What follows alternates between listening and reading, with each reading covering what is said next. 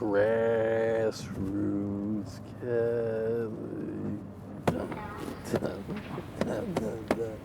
Grassroots Kelly. Grassroots Kelly. Casey, blow it out. Grassroots Kelly. Grassroots Kelly. Grassroots Kelly.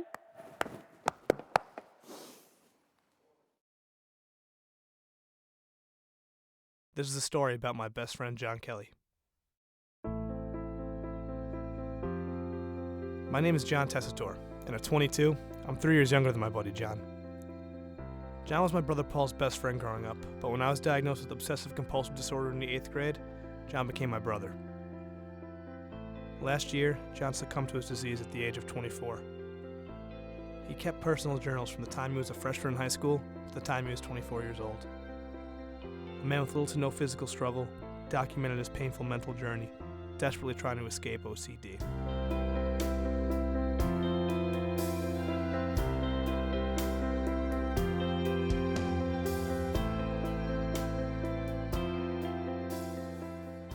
I'm gonna tell a tale of the milkman. It was a man named John. People knew him as the milkman. Discipline. It's all about discipline, being the best that you can.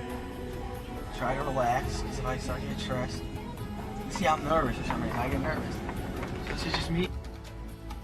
So, there's nothing I can do. It's me versus myself, you know? So, it's all in the head. It's like fear factor.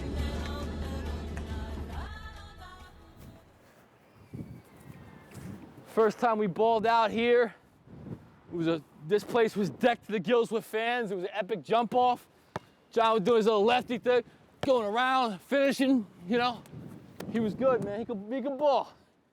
John Kelly means everything to me. John Kelly was like a brother to me.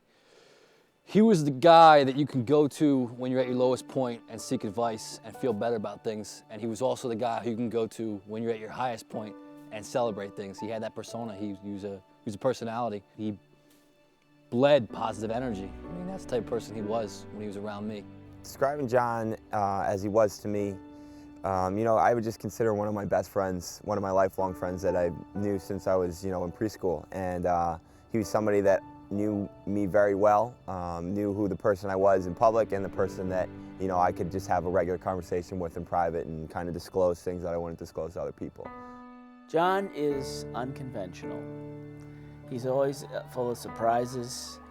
He's also very caring, very compassionate, and he also did his best to beat his illness.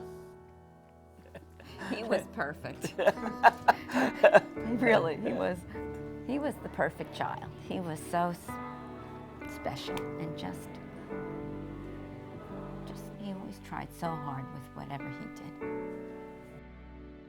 John, myself, and most of our friends are from the haven of Dobbsbury, New York. A real small town where we've all known each other since I can't even remember. I used to follow Paul, John, and all their buddies around when I was a kid. I'd always look up to John. He was the one that, you know, would always let me join in on all the fun. John was sensitive by nature and had a real kind heart. His father was a local doctor, and everyone used to come to John kind of telling him all their problems. John had some problems of his own. He was diagnosed with OCD in the 7th grade. So OCD is right now categorized as an anxiety disorder. People with OCD experience obsessions. So obsessions are intrusive thoughts or images. These come with a lot of anxiety.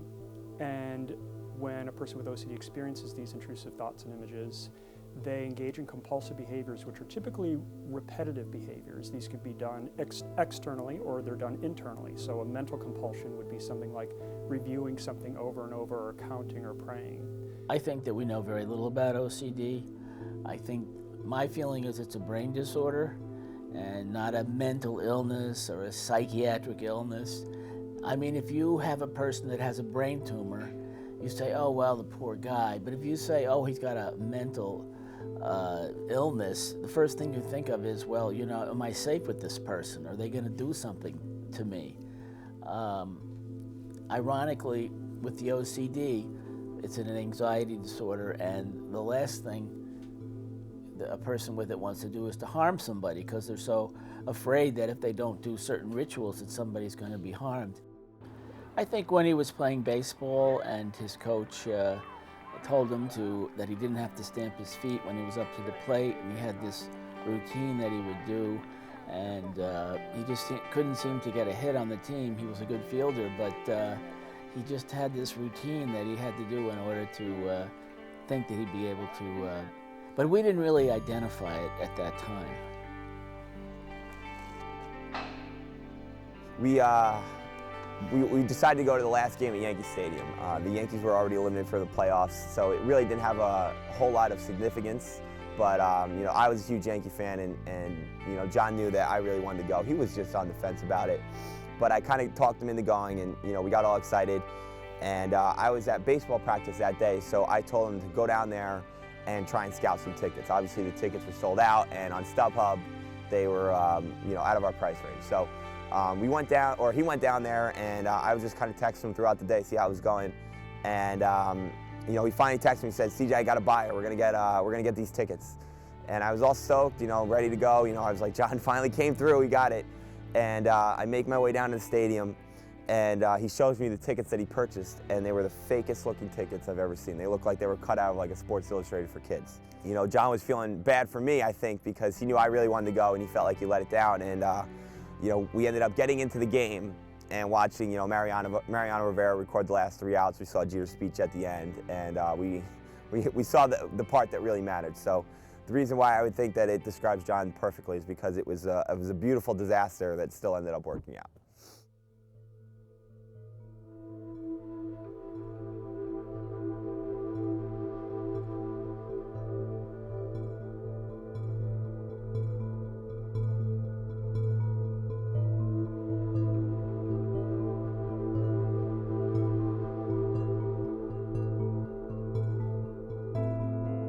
John with OCD, he was paranoid, he was irrational, and he was like walking on eggshells. You were just afraid you were going to say something wrong and then set him off, and he would just shut down for the rest of the day.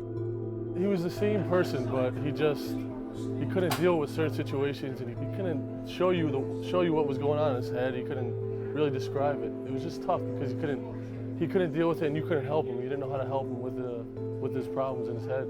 I mean, I always asked him, I was like, John, I have no idea what this means. Just come out, let's do this, let's do that. He said, Kev, I can't. Something bad's gonna happen to you. Something bad's gonna happen to this person. I was like, John, it's not gonna happen. And he just couldn't deal with it. After the OCD kind of took over, he was still the same way, but it was a lot more difficult. I mean, there were nights he couldn't go out past 12 o'clock at night because he thought something would happen. He wouldn't answer his phone for weeks at a time. I mean, it changed him a lot. Johnny K.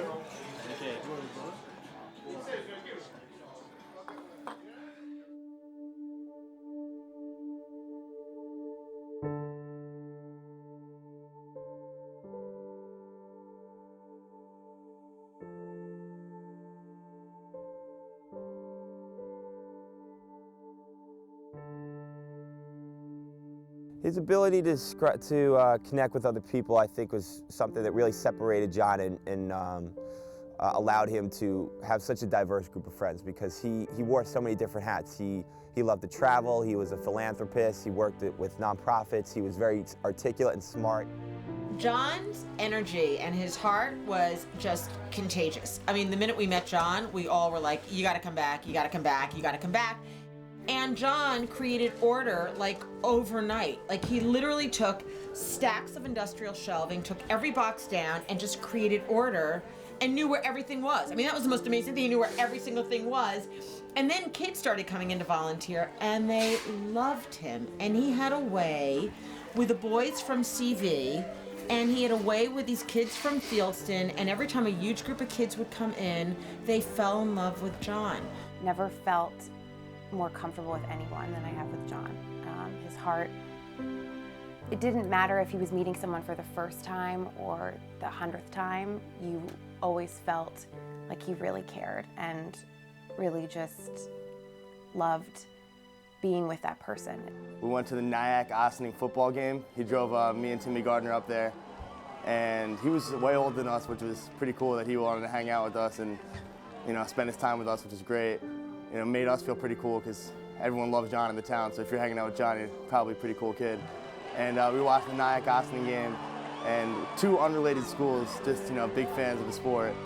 And Nyack ended up winning in the final seconds, and before the game was over, you could just see John running down to rush the field with the entire Nyack fan base, all high schoolers, and he was hugging players and congratulating them, and he was just a fan of the underdog, and he just loved the passion that the kids put in the game, and he's just the most caring and excellent kid. He was so proud to be where he was from the Rivertown, from Dobbs Ferry.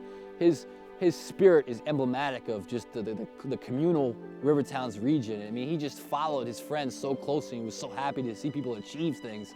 And he was just so behind everyone. And just, he was someone you could always keep close to you, and someone that was, you know, always, I mean, you can just tell his friends how much people loved him, how much people rallied around him. And it's a beautiful thing. He was non-judgmental. I think that he very much looked to the little person who maybe wasn't getting attention, so that he made them feel good.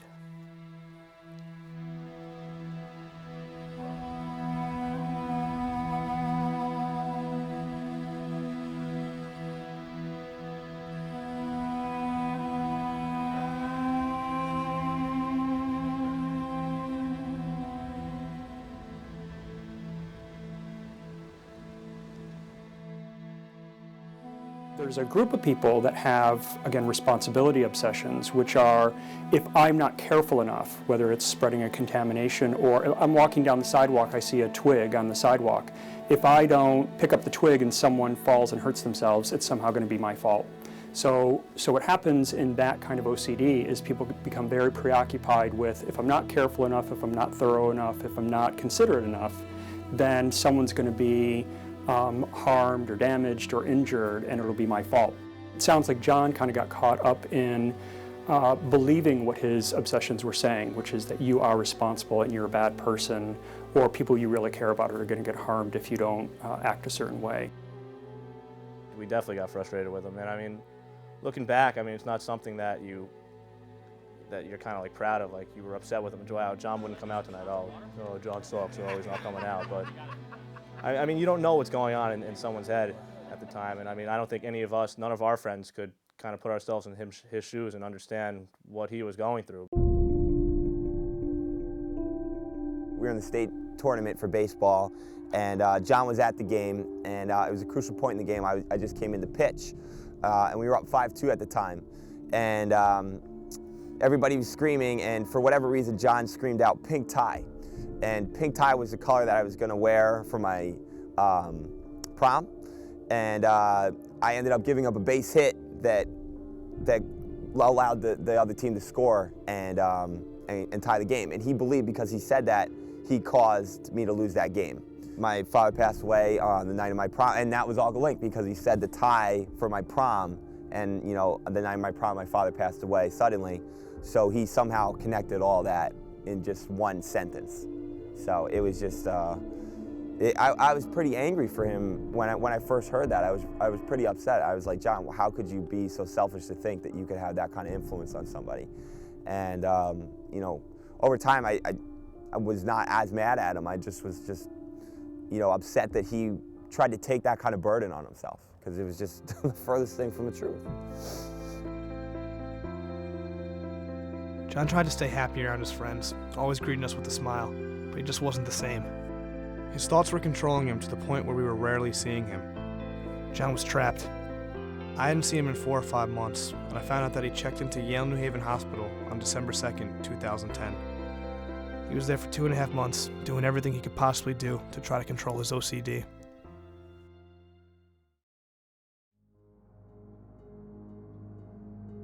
I never really understood how bad it was, how much it was affecting his life until it was too late.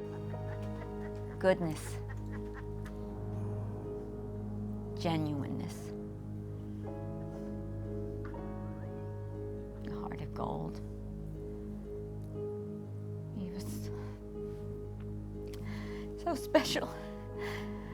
even when he went into Yale to be treated, he took charge there and was a counselor to so many other people who were there and helped them. And he was really suffering, but it didn't come through. They held him in high esteem.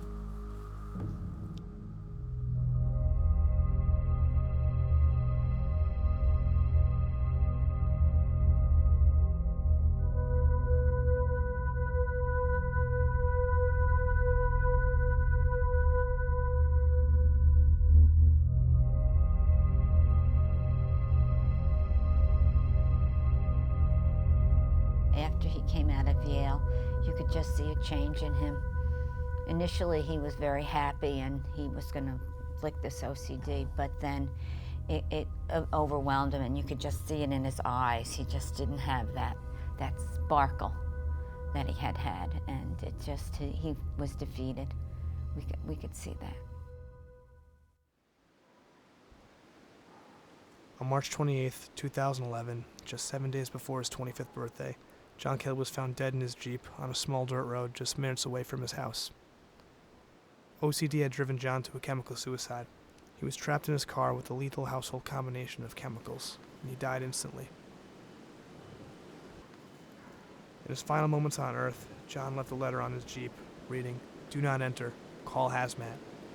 One final gesture of selflessness, making sure that nobody was harmed by his actions, the way he always lived his life.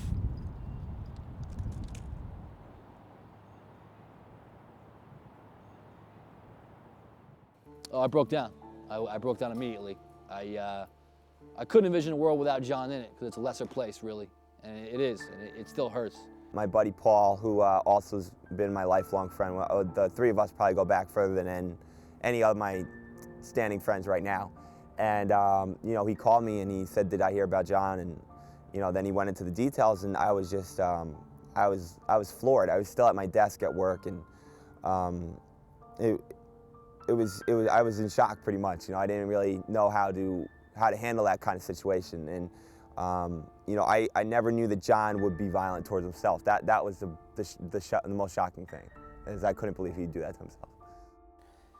You really feel something different when you hear from other people how much they loved them. So, you know, there were 800 people at the wake, and it was raining, and some people stayed out there for 2.5 hours just to, you know, give their condolences. So it was just to see the whole community. You know, you never know what's going to happen. This happened so fast. I mean, somebody's there and then they're gone.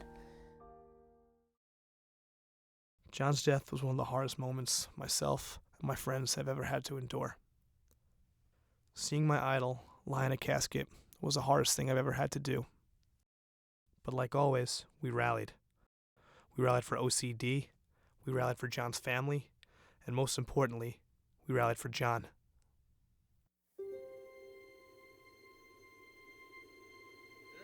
Center? This is the first thing. Goof our Christie. Lefties on the advantage. Wait, you gotta pull your end up and right. Obviously. So your banner, we have to put your banner.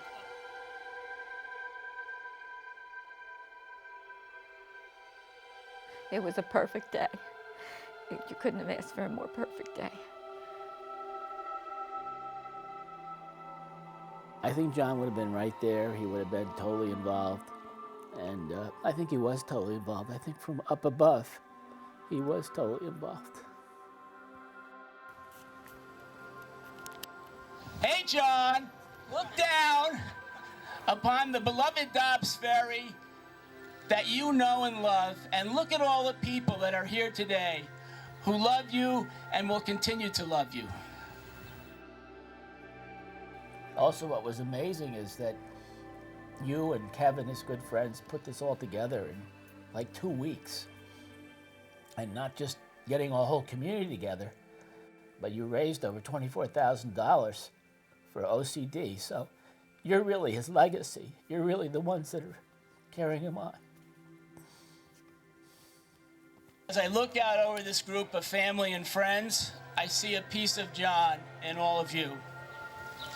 While John is not physically present, I can feel his presence in you and your memories.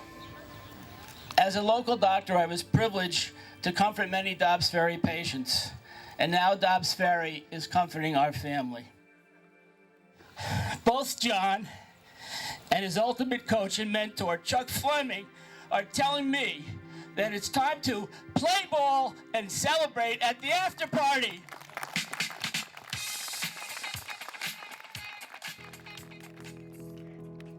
The world can learn a lot from John. I mean, it sounds like cheesy, but John was like, he was almost like a saint. I mean, he acted in the way that like, I mean, I'm not necessarily everyone like believes in the Bible and stuff like that, but he acted in the way like that describes, like, be selfless, don't put everyone else before you. And I mean, not many people can do that, and he was genuine about it. And I think if anyone can learn anything, it's just look around you, respect everyone else, and don't always think about yourself first. Look at the person next to you, look at their problem, and see what you can do to help them. I just know that so many good things that have happened in my life recently. I just know that a lot of them happened because I know John was looking out for me and always believed in me, and he truly believed in his family and his friends. Can't even tell you how much we miss him. We know he's with us every day, shining down, he'll never leave us. The biggest fan of everybody, but to be honest, I was a great fan of him. Legend. That's it.